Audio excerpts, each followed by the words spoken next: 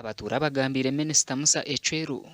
kw'eby'emishoboro yabo bwahate bishanyarira hakuba tibineho kubirabya bwa nyuma y'entindo okutwara omwegemure enjura ko yagwire yija yatengureho karabati zaziriho yatwara ibihimba yatwara emondi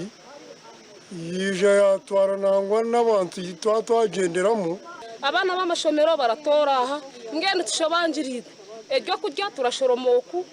n'abarukungira bamwe barashoroma witura ukiga ngende tushobanjirirwe enjura kuyijire orukuto rwitu yarutwara okurabira omubebembezi ba Rukiga district abatura bakashaba ministry y'ebigwererezi kubirukangirira kutereza embereji obwahati n'abana b'amashomero babiri no bakoresa entindo ezi tubakizaho amashomero gabo kushoma konka yatworeka ngo nihingi hariho ebizubu naza kuturondera muzumwe eziri kubimunonga bazirikangije barengo bazikoraho enguto zisisikeire icyo cyose tukitera heringa bone n'amaso kugira ngo okwija kwa minister kuza kutuyamba ubundi kugira ngo batushakireyo esente ezibatuhereze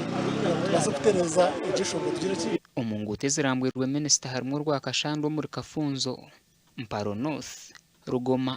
Kabisha Kitara hamwe n'ezindi Minister hamwe n'abebembeze bahamiza abatura